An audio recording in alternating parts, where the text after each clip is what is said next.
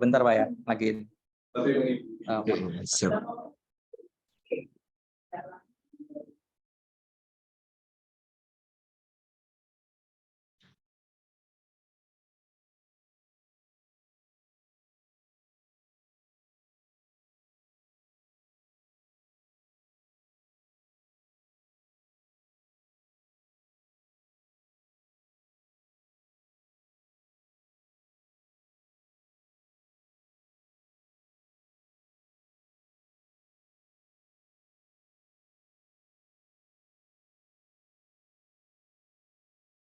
Ya, maaf ya ada masalah teknis sedikit. Bentar.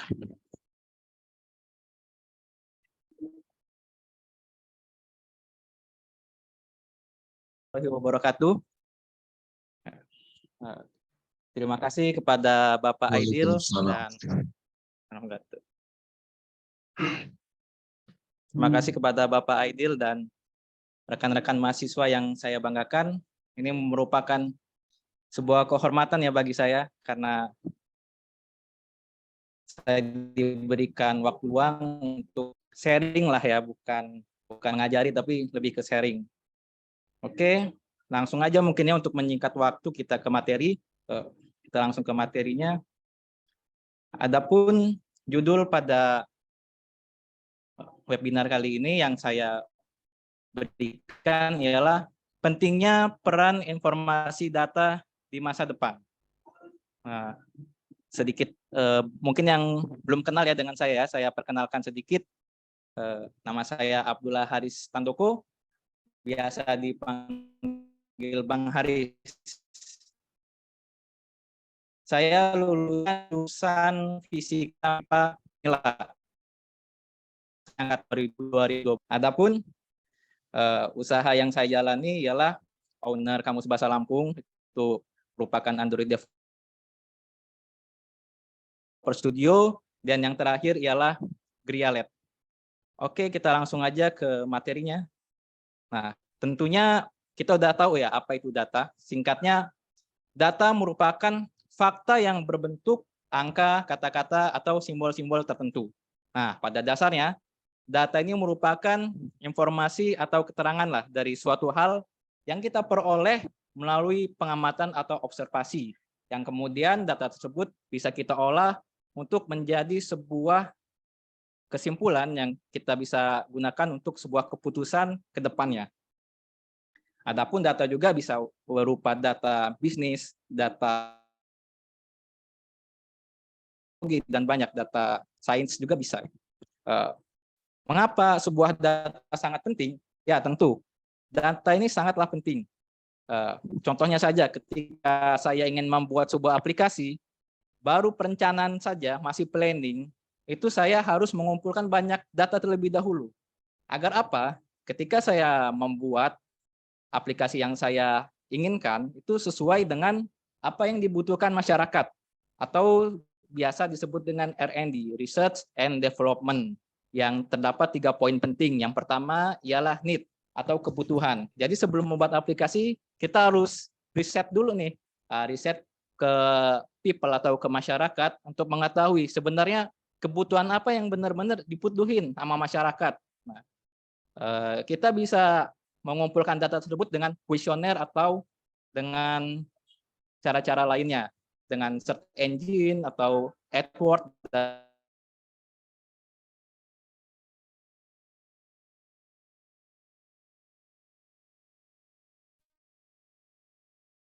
Kita harus menambahkan keunggulan. Lagi-lagi kita harus mencari data dulu. Kira-kira keunggulan aplikasi kita itu apa?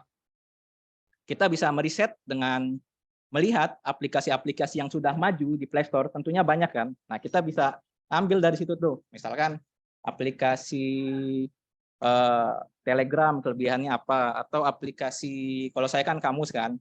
Jadi sebelum saya buat aplikasi kamus saya sendiri, saya riset dulu kamus-kamus yang lain. Itu kan udah ada tuh, udah ada 4 atau 5. Nah, saya lihat keunggulannya apa dan kelemahannya apa. Kemudian yang ketiga, kita juga meriset lagi nih untuk mencari data kompetitor. Nah, kita riset juga, misalkan kamus A, keunggulannya apa, kelemahannya apa, kamus B, kelemahannya dan keunggulannya apa, dan itu terus kita datanya dan terus kita cari sampelnya. Makin akurat itu makin bagus. Nah, ketika kita sudah yakin dengan riset dan setelah kita buat aplikasinya, ketika rilis pun, ketika sudah di Play Store pun, ketika sudah digunakan oleh user, data masih sangatlah penting. Jadi dari planning, dari rilis hingga update tuh data selalu digunakan. Nah, yang kemudian yang kalau sudah dirilis, maka kita bisa mengakuisisi datanya.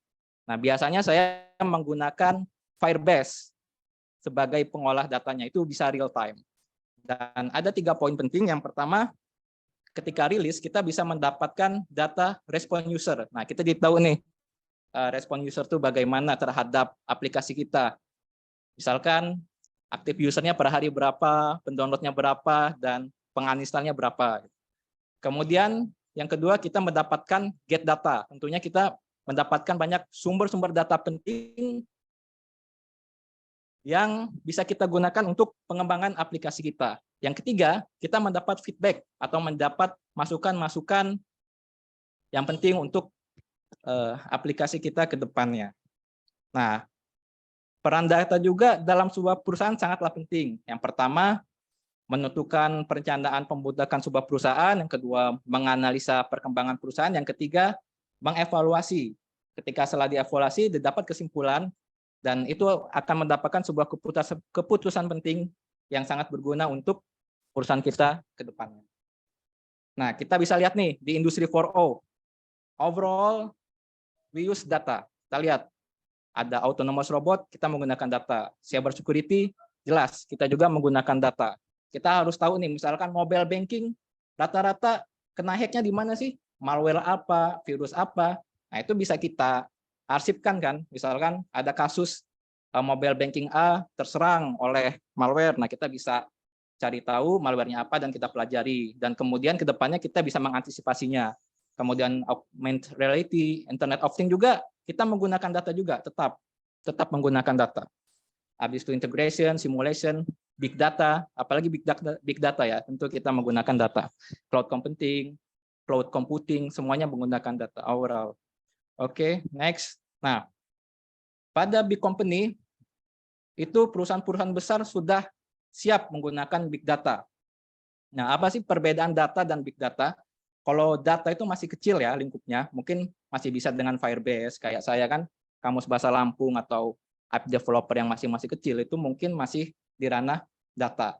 Namun jika sudah masuk ke startup seperti Twitter, seperti Facebook atau Instagram, itu sudah menggunakan big data.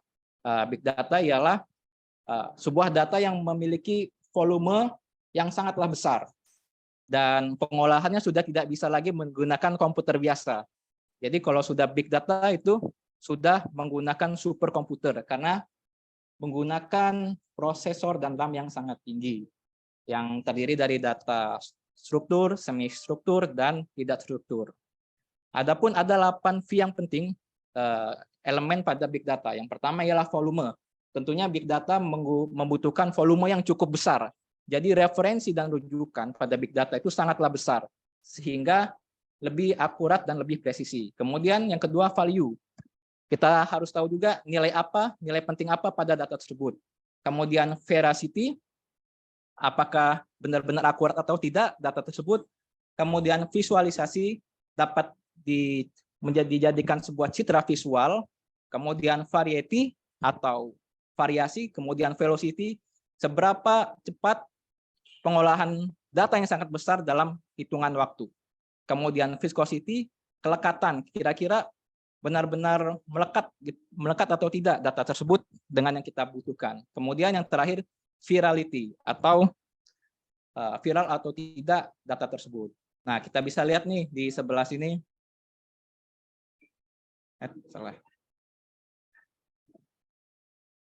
Kita bisa lihat ada di big data ini ada volume. Nah, kalau volume biasanya lebih cenderung di media sosial seperti Facebook, Twitter, atau LinkedIn.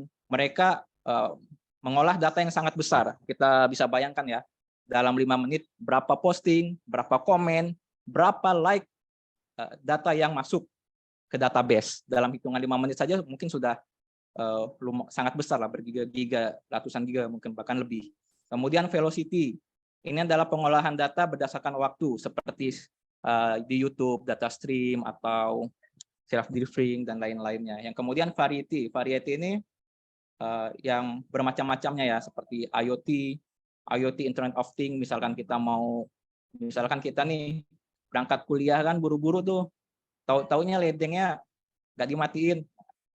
Jadi di masa depan itu walaupun kita di kampus, kita bisa matiin ledeng kita yang padahal kita jauh kan, kita bisa matiin lewat HP. Ledeng tersebut kita bisa off-in lewat HP karena sudah IoT. Nah, kemudian ini merupakan sebuah proses untuk mengolah data ya.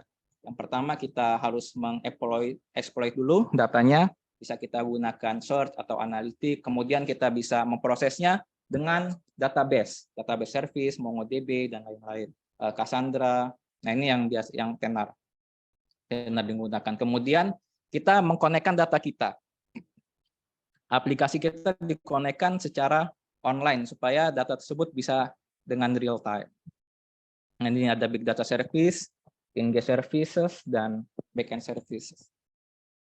Next. Nah, apa sih sebenarnya keuntungan kita menggunakan big data? Nah, kita bisa lihat nih. Yang pertama, cost reduction. Artinya pengeluaran biaya bisa ditekan. Dengan data yang akurat dan presisi, kita bisa meminimalisir budget yang kita keluarkan. Misalkan saja kita jualan fashion. Nah, kita dengan data yang kita peroleh, kira-kira kita dana marketnya ini kan ada dana market. Nah, kita sasar nih marketnya kemana? Atau ke Facebook, atau IG, atau YouTube. Dan setelah di riset dengan big data, ternyata fashion itu lebih digandrungi oleh anak milenial, sehingga IG lah sebagai tempat tongkrongan medsosnya anak muda. Jadi kita targetin aja, kita budgetin market kita di IG. Nah, dengan itu kan budget marketing menjadi efektif dan efisien. Kemudian kita juga dengan big data bisa membuat new product dan services, produk baru dan layanan baru yang bisa kita tawarkan. Kemudian kita juga bisa lebih faster, better decision making. Kita bisa lebih cepat dan lebih baik dalam membuat sebuah keputusan. Itu sangat-sangat berpengaruh ya ketika kita ingin membuat sebuah keputusan. Kalau kita dengan data yang lengkap dan valid dibanding dengan tidak ada data sama sekali, itu sangatlah berpengaruh. Sangat-sangat kerasa. Dan ini ada 6 keuntungan dari big data untuk bisnis kita. Yang pertama, better customer insight. Jadi klien kita atau user kita mendapat pandangan yang lebih baik. Kemudian mengimprove operation. Kemudian yang ketiga, marketnya jadi lebih pintar, lebih tertarget dan lebih akurat lah. Kemudian yang nomor 4, agile supply chain management. Jadi supply-nya bisa teragile dengan manajemen yang sangat rapi. Kemudian data driven innovation. Jadi perusahaan atau produk ataupun aplikasi kita itu sangat adaptif dengan perubahan dan dengan kebutuhan yang di masyarakat inginkan. Jadi tidak stuck gitu ya bahasanya, produk kita tidak stuck. Begitu ada perilaku masyarakat menginginkan misalkan seperti TikTok gitu kan, TikTok kan dengan medsos yang kita bisa menuangkan kreativitas kita tanpa ribet. Beda dengan YouTube kan, YouTube kalau kita pengen buat video yang bagus, kita harus menguasai Adobe Premiere, After Effects atau lainnya. Sedangkan pada TikTok tinggal klik, kita bisa jadi membuat video yang bagus. Nah, itu keunggulannya kalau kita ada data driven innovation tadi. Jadi kita lebih adaptif dan lebih adaptable terhadap perubahan. Nah, kemudian menjadi smart, lebih pintar, merekomendasikan dan lebih tertarget. Nah, kita lihat nih, perusahaan maju ini sangat memprioritaskan data. Bahkan setiap langkah, setiap keputusan itu dengan data yang valid. Karena kalau datanya tidak bagus, itu dampaknya juga sangat kerasa gitu pada sebuah kan. Misalkan nih 2004 Facebook, kemudian Reddit, Twitter, Instagram, Pinterest, Snapchat, dan tahun yang 2018 itu TikTok. Nah, ini kan why gitu. Why? Ada something apa ini di TikTok ini? Kok bisa mengalahi raja-raja medsos sebelumnya nih pada tahun 2018? Tentunya TikTok sudah memiliki big data terhadap kecenderungan user atau kecenderungan people dengan medsos apa yang mereka butuhkan gitu. Nah, jadi kan ternyata kalau kita analisa, ternyata TikTok itu kita bisa membuat video yang bagus dengan dengan cara yang sesederhana mungkin. Kita nggak perlu menguasain Adobe Premiere atau After Effects, cuman klik, ada filter dan ada template dan lain-lain, jadilah video yang bagus. Sehingga kita bisa mengekspresikan kreativitas kita. Dan durasinya juga tidak terlalu panjang-panjang. Nah, itu berarti pada tahun 2000, mungkin tahun 2016-2018, kecenderungan masyarakat sudah mengarah ke sana kan. Oleh karena itu TikTok berani dia dengan gagah beraninya membuat inovasi. Ini kan sebuah hal yang spektakuler sih sebenarnya, yang kita tidak menyangka-nyangka ya pada tahun 2017 bahwa TikTok bisa booming. Itu di luar duga-duga para ahli lah. Dan TikTok tuh memang Cina punya ya, dia dari Cina, jadi sehingga memang orang-orang Cina itu secara analisis bisnisnya sangat bagus lah, bisa kita apresiasi.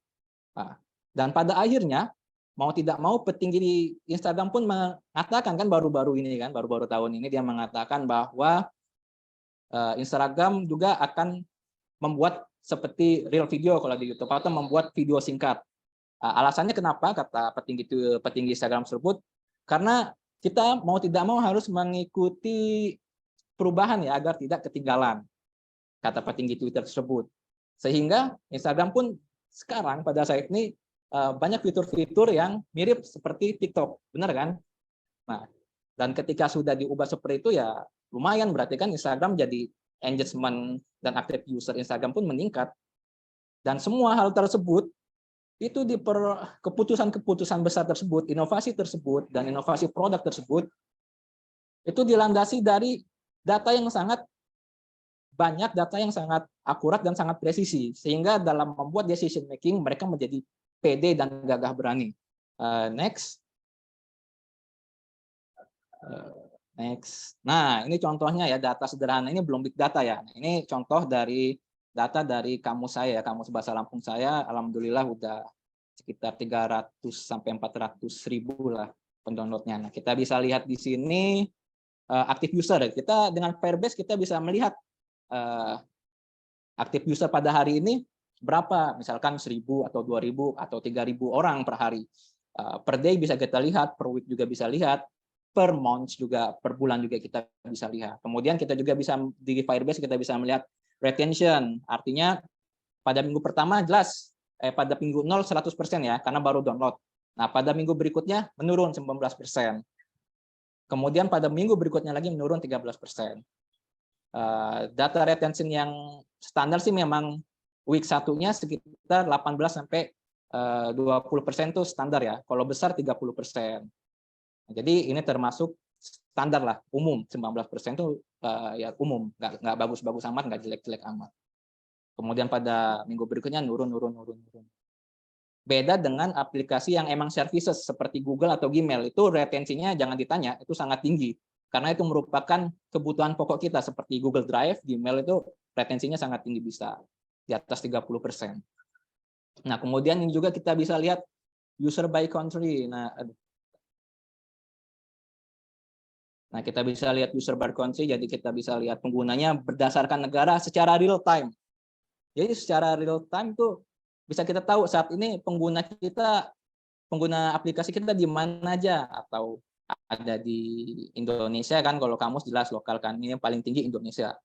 Bisa ada di Singapura atau USA. Nah, di USA mungkin 1-2 orang, mungkin ada lah ya warga-warga kita, TKI kita yang mungkin orang Lampung yang kerja di sana. Misalkan nih ada nih orang Hong Kong yang gunain kan, mungkin adalah TKI yang di sana yang tinggal di Hong Kong, kemudian dia mungkin pacarnya masih di Lampung kan, pengen ngegombalin ceweknya, bisa aja kan dia kan ngegombalin pakai bahasa Lampung gitu karena pacarnya orang Lampung kan, bisa aja gitu. Nah, saya senang kalau misalkan pengguna kamus saya usernya dari Hong Kong. Kenapa? Karena kalau misalkan terdaftarnya orang Hong Kong, domisilinya Hong Kong, ketika mengklik AdSense-nya itu sangat tinggi. Satu klik itu lumayan, sangat besar dibanding klik dari Indonesia. Nah, kemudian kita juga bisa lihat di sini akuisisi pengguna. Jadi misalkan ada yang listing di Play Store, mencari di Play Store kamus bahasa Lampung, nanti kan keluar, diklik kan kamusnya. Nah, dari semua orang yang klik, kira-kira berapa persen yang 10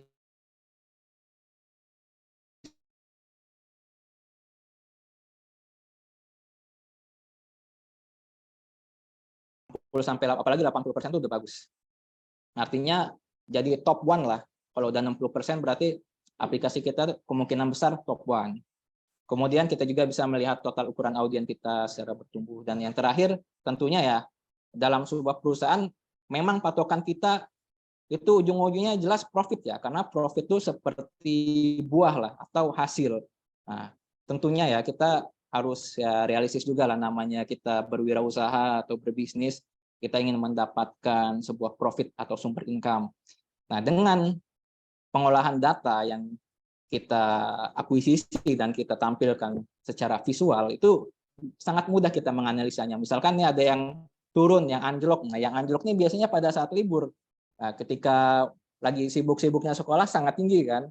Nah, sehingga dapatlah sebuah analisa kan gimana ya supaya saat libur pengguna kamus saya tetap ramai. Sehingga saya mungkin berpikir ya mau nggak mau kita harus menyadarkan ke masyarakat Lampung pentingnya berbahasa Lampung. Nah, itu merupakan solusinya. Jadi kita harus saya sebagai developer kamus bahasa Lampung harus membudget atau mengusahakan dengan budget ya tentunya budget marketing untuk mengedukasi, untuk mengajak atau menyadarkan masyarakat untuk sadar akan bahasa Lampung. Contohnya kalau kita ke Jawa aja kan, di sana ya di Jawa ya pakai bahasa Jawa, kita ke Palembang ya orang Palembang pakai bahasa Palembang. Nah kok di Lampung kita nggak pakai bahasa Lampung? Itu salah satu solusi. Saya harus melestarikan bahasa Lampung dan menyadarkan pentingnya bahasa Lampung, sehingga di saat libur pun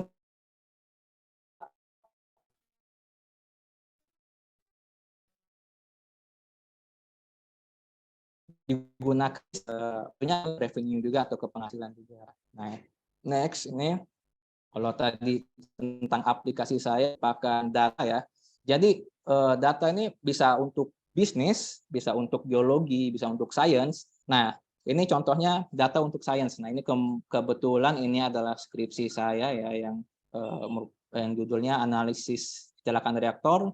Saya menggunakan MATLAB. Nah, ini ada 4 grafik.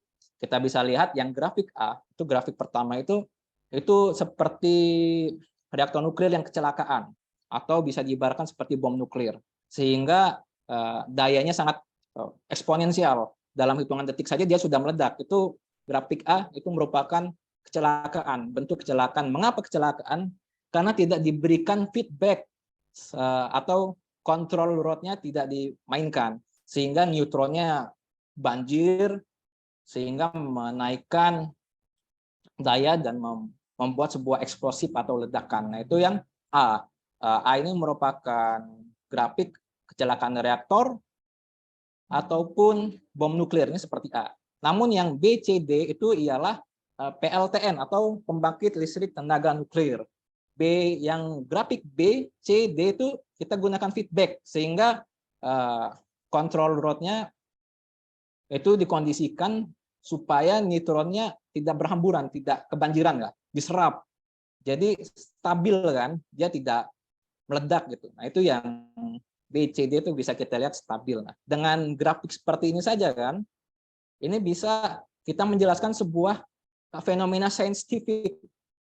Padahal grafik itu kan kelihatannya sederhana kan, tapi kalau kita memang sebagai ilmuwan atau sebagai saintis, dan grafik ini kita bisa memvisualisasikan dan menganalisa dan mengambil kesimpulan sebenarnya apa yang terjadi dengan grafik yang seperti ini, A, B, C, D. Nah, padahal ya kalau di MATLAB-nya ini grafik ini ribuan data. Kalau di table tuh ribuan halaman lah.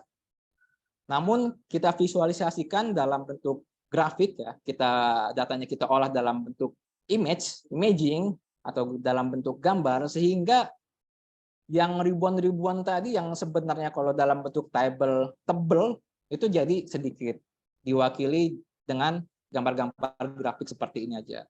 Ini data saintifik. Kita di data aplikasi dan ini data secara saintifik. Oke, next. Nah, ini merupakan sebuah kasus ya. Sebuah kasus kita dalam menganalisis data untuk kita ingin membuat sebuah improvisasi pada aplikasi kita. Memperbaiki aplikasi kita ya kayak mana ya? Apa ya yang harus kita lakukan? Bingung juga kan? Nah, itulah fungsinya data analis. Sehingga pada era ini dan era masa depan data analis itu gajinya ya sangat besar, bisa dikatakan sangat besar. Karena semua keputusan decision making itu dilandasi oleh data-data yang telah dianalisa. Yang pertama nih, kita akuisisi data dulu. Habis kita mendapatkan data, kita buat dalam grafik dan bisa kita analisa kan. Setelah ada analisis, bisa kita evaluasi dari grafik-grafik tersebut atau dari data-data bisa kita evaluasi. Kemudian kalau udah dapat celahnya, udah dapat kesimpulannya, bisa kita masukkan atau kita buat sebuah improvisasi pada aplikasi kita, baru deh kemudian kita update. Nah, next. Nah, ini example case ya. Contoh sederhana pentingnya data dalam pengembangan aplikasi kamus saya. Nah, saya masih menggunakan Firebase. Ini kita lihat ada dari klien ya, yang laptop ini klien, kemudian kita gunakan API pada codingan kita, kemudian diintegrasikan ke database dan kemudian balik lagi ke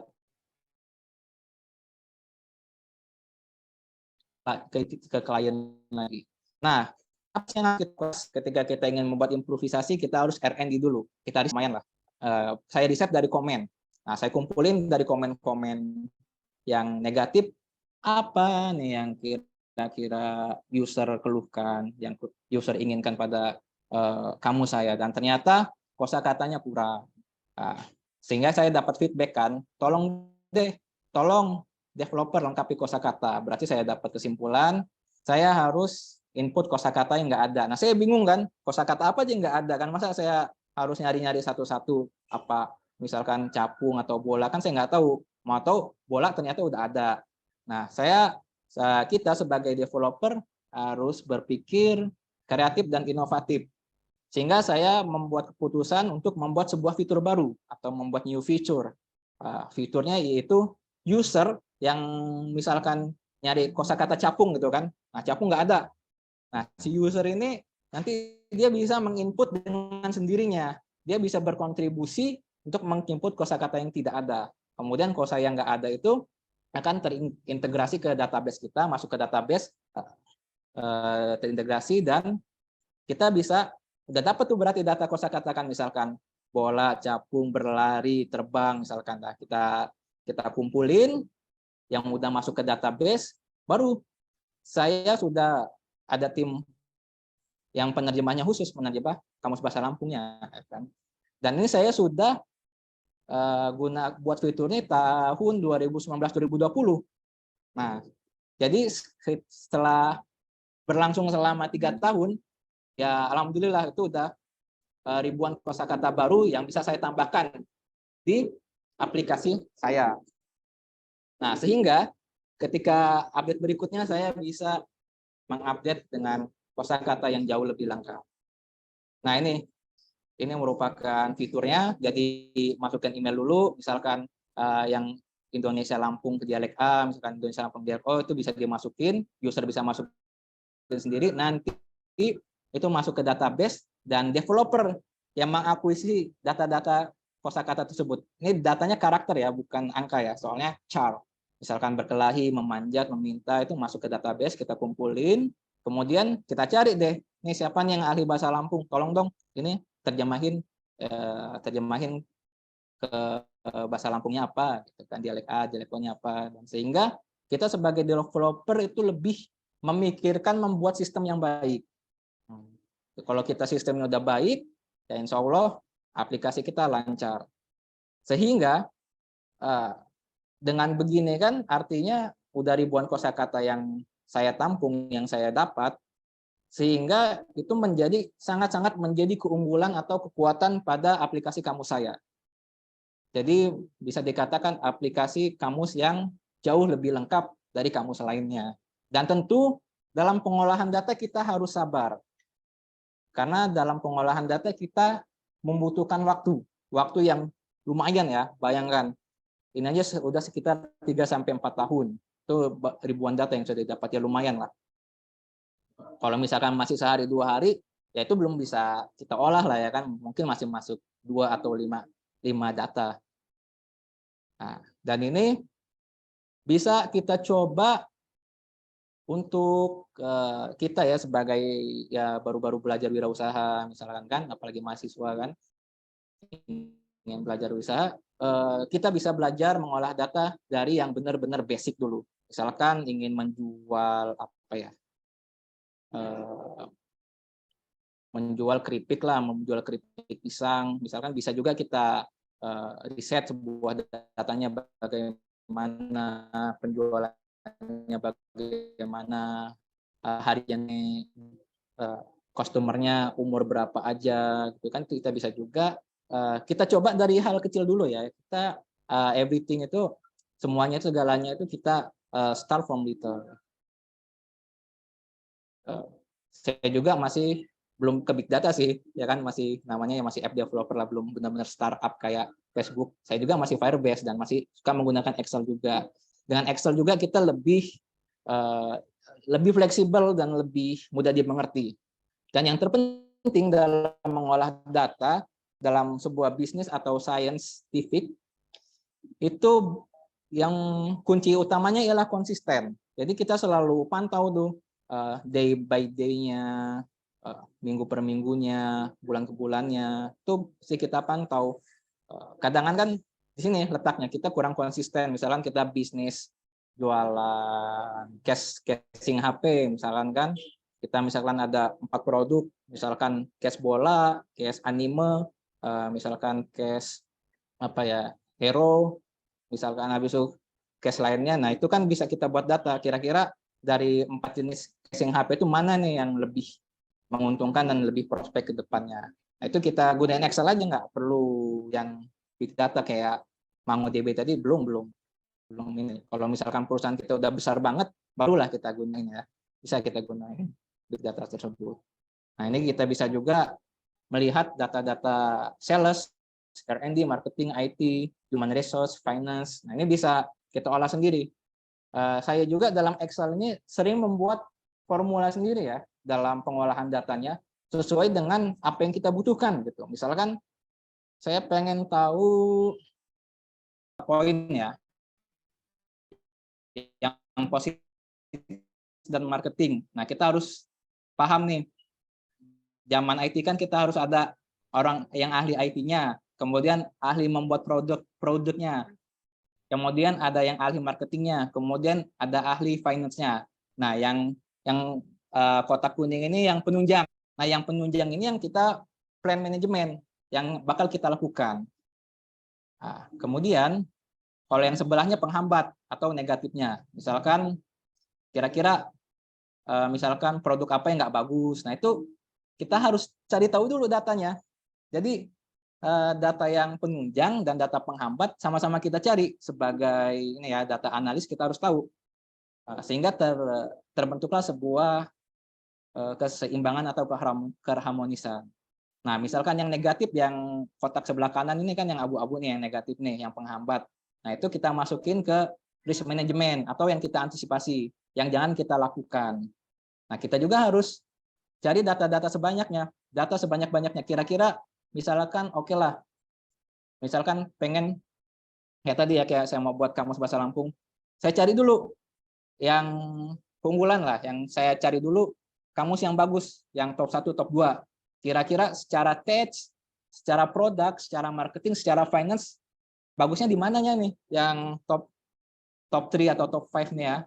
Saya kumpulin data sebanyak-banyaknya dan di riset sebanyak-banyaknya. Nah, itu menjadi penunjang. Kemudian saya harus tahu juga kamus yang kurang bagus lah, yang negatif atau yang nggak laku lah. Saya harus tahu secara tesnya gimana, nggak bagusnya, secara produknya gimana kan, secara marketing juga gimana, dan secara finance gimana. Sehingga dengan begini kita bisa menjalankan sebuah perusahaan. Misalkan nih, yang misalkan ada nih kan kita, marketingnya udah bagus, misalkan budgetnya udah gede-gedean, misalkan jual keripik pisang lah ya, jual keripik pisang kita udah ngebudget iklan Google Ads, FB Ads, tapi kok kurang gitu, stagnan aja penjualannya, bahkan menurun.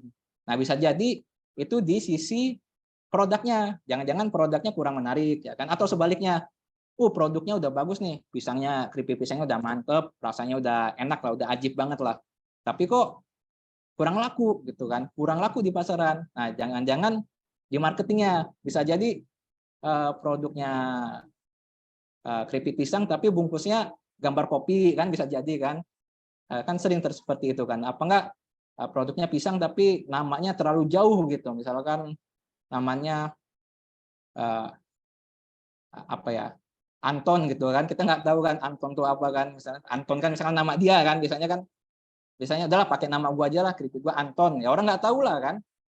Lebih baik kita langsung tembak aja sebagai UMKM, langsung yang brand yang sederhana aja, langsung aja kita tembak keripik lezat atau keripik mantap, lebih baik kayak gitu. Jadi secara kemasan itu udah mudah dipahami oleh pembeli kita.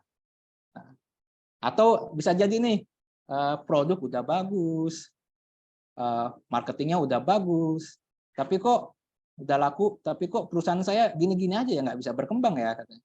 Mau buat pengembangan, mau ngegaji karyawan, mau narik karyawan baru, itu kok sulit banget. Nah, jangan-jangan di finance-nya. Bisa jadi misalkan saya tanya nih, jual keripiknya berapaan? 15.000 Kak, 15.000 nih harganya. Modalnya berapa? Modalnya 13.000. Waduh, cuma untung 2.000. Nah, berarti itu di finance-nya. Terlalu dikit dalam mengambil profitnya. Itu kan terlalu dikit, benar kan, cuma 2.000. Nah, hal-hal tersebut tentunya kita berlandaskan pada data semua ya. Hal-hal yang barusan kita bahas tentang membuat sebuah perusahaan, data semua, data, apalagi di zaman digital kayak gini ya, itu data sangatlah penting. Nah, sehingga kita harus membuat sebuah plan manajemen dan risk management, sehingga terjadilah sebuah keharmonisan sehingga perusahaan bisa berjalan. Nah, who kan, siapa yang mengendalikan ke-8 sisi ini? Siapa sih di dalam sebuah perusahaan yang mengendalikan 8 sisi ini agar harmoni, supaya bisa berkembang perusahaannya? Nah, yang bisa mengendalikan ialah leader atau CEO. Nah, CEO ini yang harus bisa melihat dua sisi positif dan negatif, terus dikaji positifnya apa, negatifnya apa. Jangan sampai kita mengkaji yang positif sehingga kita lengah di risk manajemennya. Kita harus cari data juga nih di risk manajemen. Perusahaan-perusahaan yang kolaps itu rata-rata di mana, di sisi mana. Nah, kita kumpulin data sebanyak-banyaknya ya. Perusahaan kolaps itu faktor-faktor apa yang membuat mereka jatuh gitu. Dan kita harus cari tahu juga perusahaan itu bagaimana dia berkembang. Nah, itu fungsinya leader. Dan siapa yang menggerakkan? Ya tentu tim ya, sebuah tim. Timnya yang menggerakkan dan bekerja untuk leadernya. Sehingga terjadilah sebuah unity atau kesatuan antara leader, CEO, dan tim. Sehingga perusahaan bisa berjalan dengan baik. Dan di zaman sekarang, kayak di gambar ini kita bisa lihat nih, CEO-nya ya, belakangnya tuh, itu kan visual data semua tuh kan, ada diagram, ada grafik. Nah, kurang lebih model bisnis zaman sekarang atau model bisnis perusahaan zaman sekarang seperti ini, sangat-sangat berlandaskan pada data. Sehingga bisa dikatakan di zaman sekarang data adalah raja. Misalkan kita saya pernah lihat meme-nya Mark Zuckerberg itu kan, kayak dia megang Twitter, WhatsApp, IG, FB, kayak dia ngumpulin batu Thanos itu kan di tangannya kan, ada 6 elemen kan. Dia mengumpulkan banyak data lah ibaratnya, sehingga dia bisa menjadi seperti Thanos gitu kan, atau menjadi seperti villain lah gitulah di meme-memenya. Dan pada kenyataannya itu meme yang rasional gitu, bukan meme yang sekedar lucu-lucuan, itu meme yang make sense gitu, yang masuk akal. Karena kalau kita menguasai data, kita bisa menjadi raja. Kita bisa menentukan produk apa yang bakal laku, ya kan? Market apa yang bakal antusias dengan produk kita, inovasi apa yang bisa kita tambahkan ke produk kita, sehingga siapa yang menjalankan data dengan valid, presisi, dan akurasi dalam bisnisnya, dialah yang dapat mengambil alih dunia ini, bahasanya kan data. How data-driven business are taking over the world. Jadi siapa yang menguasai data atau mengendalikan data, dia bisa mengatur dunia ini. Sepenting inilah kira-kira kajian data di orang-orang luar ya, orang luar negeri udah sampai kesadaran dengan data udah sangat-sangat tinggi ya, sampai udah seperti ini mereka menyadari pentingnya sebuah data dalam sebuah perusahaan, bisnis maupun sains. Ya, mungkin untuk materi ya dari saya cukup, sudah hampir 1 jam. Mungkin kita lanjutkan ke sesi pertanyaan. Kepada moderator saya persilakan.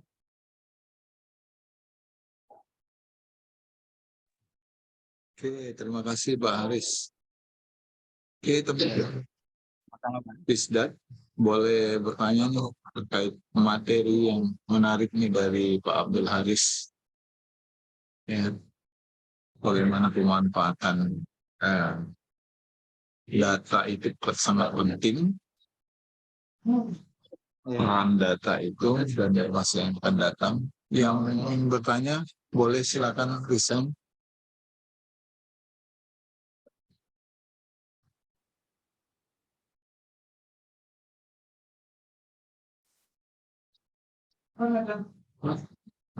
Halo. Halo. Ya. Ingin bertanya boleh langsung saja ya.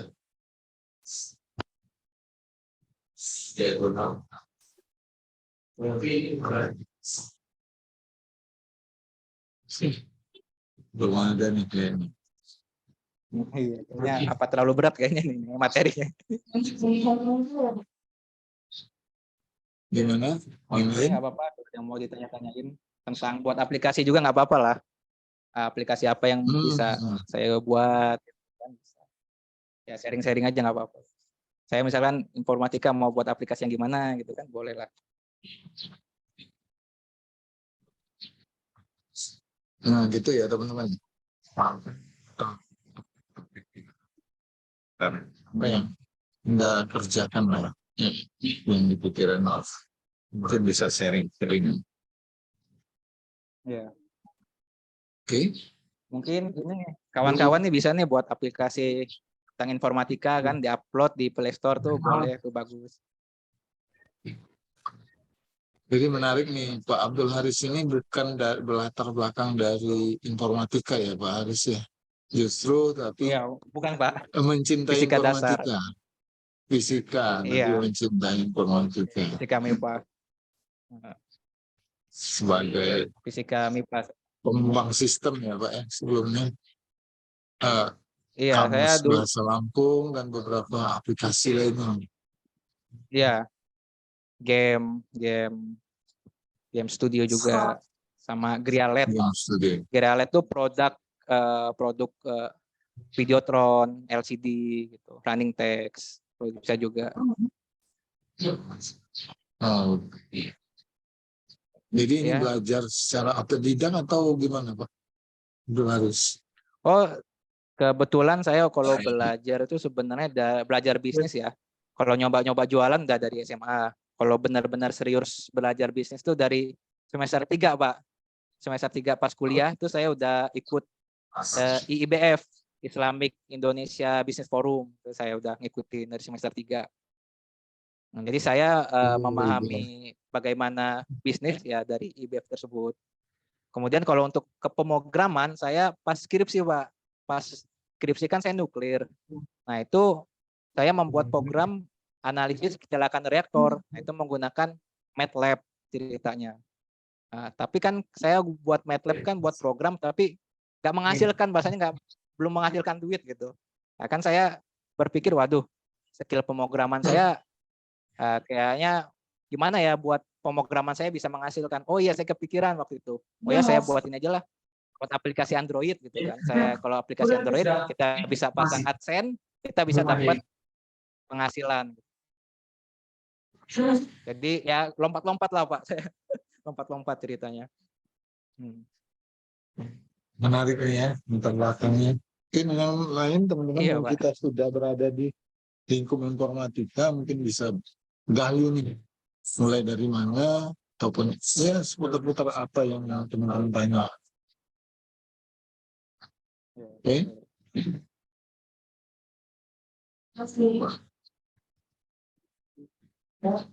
Ada yang mau ditanyakan? Nanti saya catat namanya.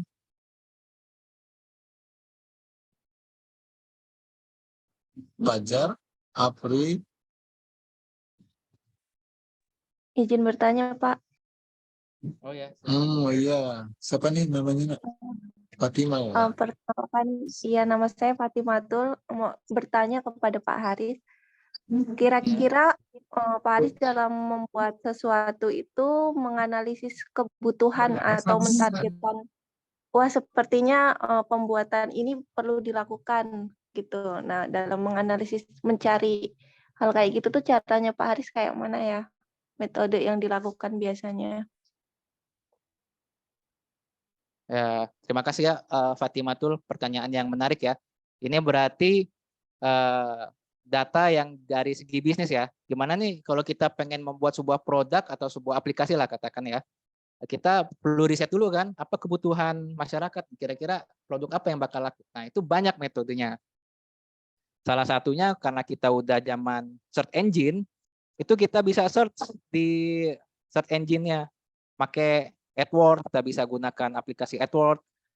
Di pencarian tuh misalkan produk makanan apa yang laku, atau misalkan di Lampung banyak yang nyari keripik, atau misalkan di Bandung banyak yang nyari bolu. Itu bisa kita riset di AdWords menggunakan search engine. Atau juga kita bisa, kalau untuk aplikasi ya, kalau saya ya, kita lihat aja misalkan aplikasi yang udah ada, misalkan aplikasi workout ya, daily workout, misalkan menu-menu harian workout apa aja, misalkan ada push up, ada ini kan. Misalkan kita lihat nih daily workout application. Nah, kita lihat aja di bintang satunya. Nah, kemauan user tuh banyaknya di mana? Oh, saya pengen aplikasi workout yang seperti A. Oh, saya pengen yang seperti B. Kita lihat yang paling banyak A atau B atau C. Nah, misalkan paling banyak menginginkan yang B misalkan kan. Misalkan menu workout-nya yang sedang gitu kan, atau yang nggak terlalu sulit, ya udah kita buat aja yang banyak diinginkan oleh user tersebut. Bisa kita lihat di komen-komen Play Store di bintang 1. Klik aja bintang 1. Kayak misalkan kamu saya kan kurang lengkap. Nih, saya ceritain sedikit, kalau dulu sebelum saya buat kamus bahasa Lampung, sebenarnya udah banyak, udah ada sekitar 10 lebih malah ya. Nah, saya ingin membuat aplikasi kamus seperti apa yang agar disukai banyak user. Saya lihat aja di komen-komen bintang 1. Oh, ternyata dialek A dan O-nya masih kecampur. Nah, di situ, oh dapat kan, oh this is important. Nah, jadi saya masukin itu, masukin sebuah hal yang berbeda di kamus saya, yaitu dialek A dan O-nya terpisah. Boom, kamus saya langsung ramai dengan sendirinya. Begitu ceritanya, ramai secara organik. Nggak saya marketingin ke sekolah-sekolah, nggak, padahal nggak, cuman organik ya, melalui search engine aja, melalui akuisisi listingan Play Store. Nah, jadi saya tonjolin kamusnya dialek A dan O terpisah gitu. Langsung aja saya tembak judulnya kan, kamus bahasa Lampung dialek A dan O. Nah, dengan kurang lebih gitulah. Kita juga bisa membuat kuesioner. Kita bagiin kuesioner, bisa menggunakan formulir. Kalau manual kan kita print formulir banyak-banyak, kita bagiin. Atau bisa juga kita menggunakan form, membuat dengan Google Form. Kita sebarin aja ke keluarga kita, ke mahasiswa, ke teman-teman kita. Nah, kita bagi. Nanti kita lihat respon mereka seperti apa, produk apa yang mereka inginkan. Mungkin itu ya, Fatima bisa mungkin bisa dipahami ya. Baik, terima kasih Pak. Oh ya Pak, Ya. dalam Bapak membangun aplikasi tersebut itu butuh berapa orang atau Bapak sendiri yang ngerjain gitu? Oh, kalau saya sebenarnya lebih ke full stack ya. Jadi saya kalau yang kamus tuh saya sendiri dari yang codingnya, desainnya, eh, admin konsolnya dan semuanya sendiri. Nah, baru yang ketika game studio yang membuat game Android, baru saya mengajak kawan saya dan masih satu orang. Jadi baru masih berdua. Dan sama sekarang nambah lagi satu freelance, jadi masih bertiga. Nah, ini enaknya kalau kita di bisnis digital. Itu dengan dikit orang aja kita bisa membuat produk yang spektakuler. Kita bisa tahu kan, WhatsApp itu kalau nggak salah ketika dijual harganya ratusan atau puluhan triliun, itu karyawannya cuma 50 orang. Nah, 50 orang udah bagi-bagi itu triliunan itu. Kurang lebih begitulah pentingnya aplikasi ya. Prospek aplikasi sangat bagus ke depan. Ya, Fatimah, apa ada ini lagi yang mau ditanyain? Cukup Pak, terima kasih. Oh ya, sama-sama. Oke, terima kasih Matul dan Pak Aris penjelasannya. Ya, Eh, jadi seperti itu ya, menarik ya teman-teman. iya Pak. Boleh yang lain jika ada yang mau ditanya? Mungkin saya Pak izin bertanya. Oh ya, silakan. Ya, silakan. Izin Afri Kurniawan. memperkenalkan Kurniawan. diri. Saya nama Afri Kurniawansa dengan NIM 119140141. Izin bertanya Pak. Jadi kan Bapak sempat membahas di akhir-akhir tentang pengembangan aplikasi yang mana itu Bapak berikan iklan gitu atau AdSense. Nah, terkadang kan kalau kita beri AdSense di aplikasi itu ada respon negatif tuh Pak dari pemakai aplikasinya. Oh, ini aplikasinya terlalu banyak iklan atau apa, jadinya bintang kita di Play Store itu jadi turun, Pak. Itu apakah kita tetap pertahankan iklannya atau kita kurangi, Pak, kalau dari pengalaman Bapak?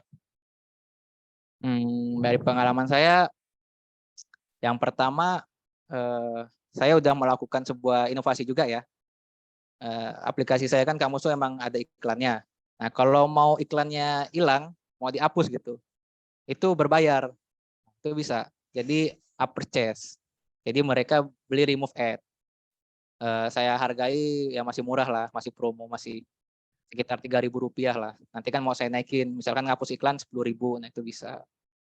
Jadi enaknya di bisnis digital itu, produk digital itu enaknya kayak gitu. Kita menjual kreativitas kita. Kita nggak buat produk besar-besar kan. Kalau kita buat keripik atau misalkan makanan ya kita beli terigunya, beli ininya. Kalau produk digital itu kreativitas kita. Nah, itu enaknya. Nah, habis itu tadi ya tadi saya beri tanggapan yang misalkan iklannya dia kurangin apa enggak ya. Kalau untuk awal, misalkan aplikasi kita masih dikit, itu kalau bisa nggak ada iklan dulu malah. Nggak ada iklan, kemudian dipasang, iklannya dikit. Jika sudah 3 tahun atau 4 tahun, itu user kita sudah banyak, pengguna kita sudah banyak, baru dia take profit. Nah, jadi modelnya mirip-mirip startup. Awal kita promo, kita gratisin, tapi ketika sudah 4 tahun, kita sudah menjadi king ya di aplikasi tersebut, kita sudah menguasai, baru kita buat ke take profit. Nah, kayak saya kan iklannya udah mulai saya ramein lagi karena sudah rame gitu. Kalau masih sepi, saya nggak berani banyak-banyakin iklan. Berhubung udah sekitar 3-4 tahun, saya ramein aja lah iklannya. Kalau mau hilang, ya bayar gitu. Itu emang kompensasi untuk saya kan sebagai developer. Kita kan butuh makan, butuh minum gitu juga kan. Ya, kurang lebih begitu. Ada lagi Apri yang ingin ditanyakan? Kalau itu Pak, kalau menanggapi komentar negatif gitu Pak di aplikasi kita di Play Store kan itu kan terkadang kan orang bebas berbicara Jengkel gitu, ya? ini itu kan jadinya bintang 1 Oh, dengan orang.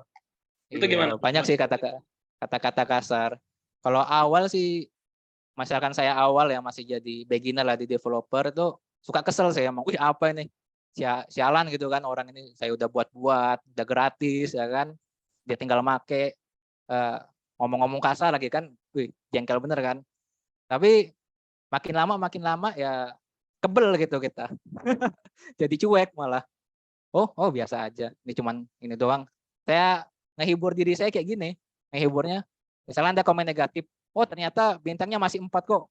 Yang bintang 5 jauh lebih banyak dibanding yang bintang 1. Gitu. Kita melihat sisi positifnya. Gitu Apri. Jadi ya sebagai developer kita harus kuat-kuat mental. Ya. Ya, mungkin gitu Apri. Ya mungkin itu saja Pak pertanyaan dari saya Pak. Terima Oh kasih ya. atas jawaban. Ya, sama-sama.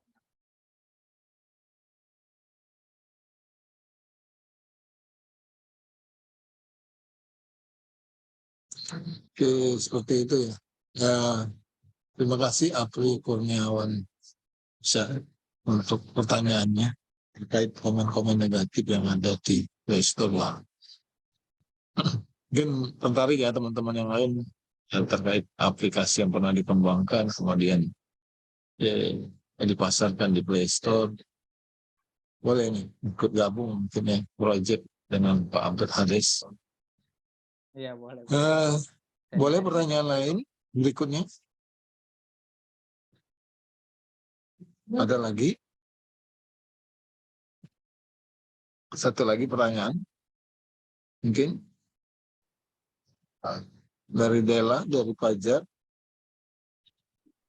Yang lain juga jangan lip ya dari Zoom-nya. Karena takut ditanya ya. Oke. Belum ada? Belum ada ya tampaknya. Oke. Mungkin terima kasih untuk Pak Abdul Haris. Belum ada nih pertanyaan berikutnya. Kita lanjut ke materi berikutnya. Sudah ada juga di teman-teman kita Pak Muhammad Sarip Hidayatullah akan menyampaikan pengolahan data ya. Data mengakuisisi dan pengolahan data secara visual. Jadi apa yang bagaimana itu data sebelumnya dan bagaimana mengakuisisi data itu secara visual ya. Data secara visual sesuai dengan mata kuliah kita ini ya. Untuk waktunya Pak Sarip kita persilakan. Baik Pak. Oke, sebelumnya izin share screen Pak. Ya, Pak.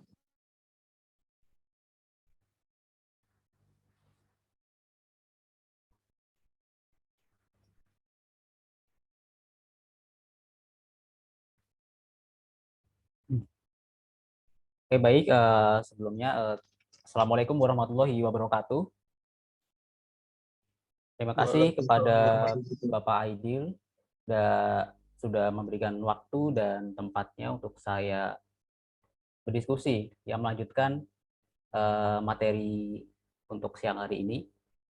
Dan terima kasih kepada teman-teman mahasiswa dari jurusan Teknik Informatika yang telah secara aktif mengikuti serangkaian acara ini. Oke, sebelumnya perkenalkan, nama saya Muhammad Syarif Hidayatullah, bisa dipanggil Syarif, dan saat ini saya bekerja sebagai project maker di Funlogic Game Studio, di mana saya di sini adalah yang bertanggung jawab untuk proses pembuatan game-game yang ada di Funlogic. Dan pada bulan kemarin, alhamdulillah, kemarin saya mengikuti pelatihan yang diadakan oleh Kominfo. Jadi di Bandung, di kota Bandung, selama sebulan kemarin kita membuat sebuah game. Dan alhamdulillah gamenya kemarin berhasil dipresentasikan di acara ataupun event G20. Mungkin bisa saya tunjukkan untuk jadi game yang kemarin dibuat itu adalah Madicine. Mungkin tampilannya seperti ini. Tapi mungkin untuk saat ini kita tidak membahas lebih lanjut tentang ini. Yang akan kita bahas hari ini adalah tentang materi mengakuisisi dan mengolah data secara visual. Jadi mungkin langsung saja untuk dimulai. Oke. Jadi yang pertama adalah apa itu akuisisi data dan apa itu visualisasi data atau data visualization. Gitu. Akuisisi data itu terdiri dari dua kata ya teman-teman. Nanti ada akuisisi dan juga data. Mungkin kedua kata ini sudah tidak asing bagi kita, terutama untuk rekan-rekan yang mungkin sudah lama berada di atau yang pernah menggeluti dunia robotik ya ataupun IoT. Jadi kalau data itu merupakan informasi, jadi akuisisi itu adalah proses pengambilan proses pengambilan sesuatu gitu. Kalau akuisisi data berarti proses pengambilan data. Jadi bisa juga yaitu sebuah proses untuk memperoleh informasi dari suatu fenomena fisik. Nah, kalau dalam instrumentasi ataupun pengukuran ya, fenomena fisik ini bisa berupa suhu, kelembapan, ataupun kecepatan, dan lain-lain. Nah, kemudian data-data tersebut diolah oleh komputer. Jadi sebuah proses, jadi akuisisi data itu sebuah proses untuk mendapatkan suatu data untuk kemudian diolah oleh komputer. Lalu, apa itu visualisasi data? Visualisasi data itu dari kata visual itu artinya gambar ya, penggambaran. Jadi data visualization itu adalah penggambaran data, singkatnya seperti itu. Jadi data yang berupa gambar, data atau informasi yang berupa gambar. Lebih tepatnya mungkin penyajian informasi dalam bentuk gambar atau grafik yang diperoleh dari data sebelum proses analitika. Jadi proses penggambaran data ya biasanya dalam bentuk grafik, dan nantinya grafik tersebut dibuat dengan tujuan untuk dianalisis lebih lanjut. Oke. Did you know apakah Anda tahu bahwa Sorry, Pak Sarip, slide-nya belum berganti. Oh, Ini.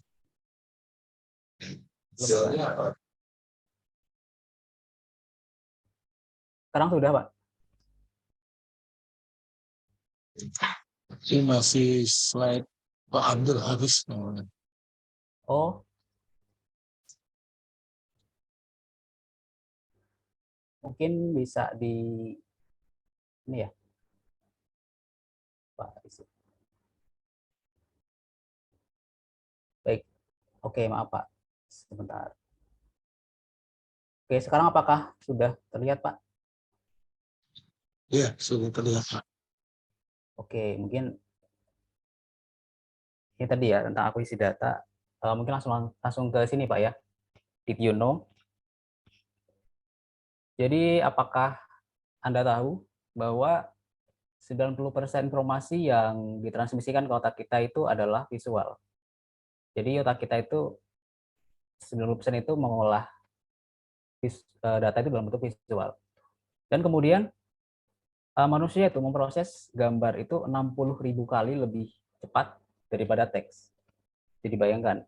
Jadi visual itu betul-betul sangatlah penting ya untuk bisa kita memberikan pemahaman gitu.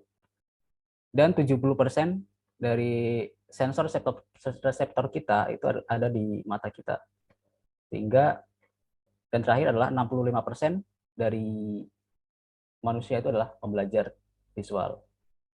Jadi rata-rata dari kita itu adalah pembelajar visual. Jadi akan lebih mudah untuk memahami ataupun belajar ketika dijelaskan menggunakan visual ataupun gambar. Contohnya misalkan di sini ada sebuah tabel, yaitu tabel penjualan beberapa tahun terakhir ya, di 4 kantor cabang yang berbeda, yang di sini disajikan dalam bentuk tabel, dalam bentuk angka ya. Terus pertanyaannya adalah bagaimana perkembangan penjualan kita pada beberapa tahun terakhir dan kantor cabang mana yang perkembangannya paling baik. Tentu saja kalau disajikan dalam bentuk tabel seperti ini saja, jadi ini belum kita mungkin butuh beberapa waktu ya untuk membaca ini, mana yang paling tinggi dan seterusnya, mana yang perkembangannya lebih baik. Tapi kalau misalkan divisualisasikan, diubah data ini menjadi bentuk visual ataupun grafik, nah seperti ini, maka kita bisa dengan mudah melihat, oh ternyata Kota Makassar ini kecenderungan ataupun tren datanya itu lebih baik karena dia selalu meningkat gitu dari tahun ke tahun. Dan di sini juga kita bisa lihat bahwa Kota Bogor itu selalu menurun ya trennya, kemudian dan Bandung juga. Sehingga di sini kita bisa lebih mudah ya memahami, intinya lebih mudah memahami ketika data ini disajikan dalam bentuk visual. Nah, visualisasi ini juga untuk saat ini ya, ini juga sudah merambah ke dunia pemrograman. Dalam pemrograman, khususnya ya untuk Unity ataupun game engine. Saat ini juga sudah menyediakan fitur yang namanya visual scripting. Seperti apa itu visual scripting? Jadi visual scripting ini adalah sebuah pemrograman yang menggunakan node-node yang disambungkan gitu. Artinya box-box. Jadi logiknya itu bisa digambarkan gitu. Dan terdapat visualisasi itu berupa seperti nanti arahnya ataupun arah datanya itu kemana saja itu bisa tergambar. Nah kalau sebelah kiri ini merupakan suatu pemrograman yang bisa kita lakukan. Ini adalah C# ya, script C# dalam yang digunakan oleh Unity. Sedangkan di sebelah kanan ini adalah visual scripting-nya. Nah, jadi dengan adanya visual scripting ini tentu saja bahkan para desainer pun juga sekarang bisa membuat sebuah game. Jadi sekarang yang bisa membuat game itu bisa siapa saja, itu bisa lebih luas lagi. Ya mengingat kita semua adalah makhluk visual ya, orang-orang visual rata-rata. Jadi dengan begini maka lebih banyak lagi gitu yang bisa membuat game. Mungkin di luar ini juga sekarang sudah ada kayak di Unreal ya. Unreal itu menggunakan blueprint. Kalau bagi teman-teman yang suka mengoprek ataupun pernah berkecimpung di dunia gaming, pasti di dunia developer game pasti tahu gitu. Seperti Unreal, Construct dan seterusnya. Kemudian nah ini merupakan tipe-tipe dari visualisasi data ya. Jadi memang data ini bisa divisualisasikan bermacam-macam ya, sesuai kebutuhan. Seperti di sini ada horizontal line chart, jadi ada yang bentuknya hubungan garis-garis biasa ya di sini. Kemudian, nah ini tentu